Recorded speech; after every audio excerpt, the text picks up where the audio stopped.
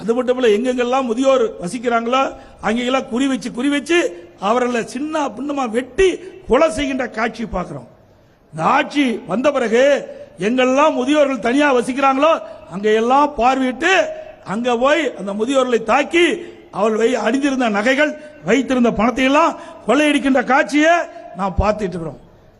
இந்த அரசாங்கம் ஒரு செயலற்ற அரசாங்கம், ஒரு பொம்மை முதலமைச்சர், இவரை ஒண்ணுமே செய்ய முடியல. நான் ஏற்கனவே பல கூட்டத்தில் சொல்றேன், நம்ம குழந்தைகள் எல்லாம் பொம்மை வாங்கி கொடுத்த பிறகு சாவி கொடுப்போம் பொம்மைக்கு, அது அட்டகாசமா டக்கு டக்கு டக்கு டக்குன்னு கை தட்டும். அது மாதிரி இருக்கிற முதலமைச்சர் எழுதி கொடுக்கறத வச்சு படிச்சுட்டு இருக்காரு. அவர் எப்படி போய் நாட்டை காப்பாற்ற முடியும்? எவ்வளவு பிரச்சனை நாட்டில் நடக்குது சிந்திச்சு பாருங்க. அது மட்டும் இல்ல, இன்றைக்கு ஸ்டாலின் பேசுறார், எடப்பாடி பழனிசாமிக்கு முதுகெலும்பு இல்லைன்னா. எனக்கா முதுகெலும்பு இல்ல, நல்லா வலுவா இருக்குதுப்பா முதுகெலும்பு. வா சென்ட் பக்கம்லாம் பார்க்கலாம், எப்படி என்னுடைய சென்ட் எப்படின்னு பாரு.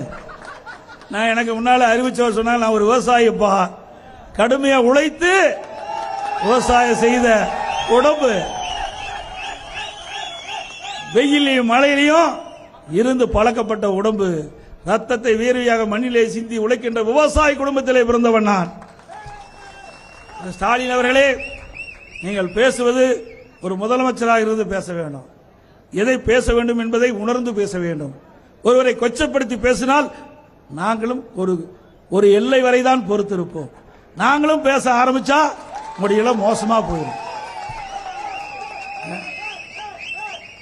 வேண்டுமென்றே திட்டமிட்டு தேர்தல் பிரச்சார கூட்டத்துக்கு போகும்போது என்னை எப்படியெல்லாம் விமர்சனம் செய்தார் என்று பத்திரிகையிலும் ஊடகத்திலையும் பார்த்தேன்.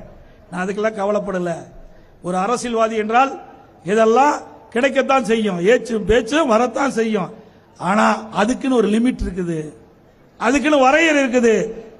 இன்றைக்கு எல்லாமே அந்த வரையறைக்குள் இருந்தா தான் சரியா இருக்கும். அதுக்கு மேல நீங்கள் சென்றால் எங்களுடைய இயக்க தொண்டர்களும் நிர்வாகிகளும் உங்களை விட பன்மடங்கு பேசுவார்கள்.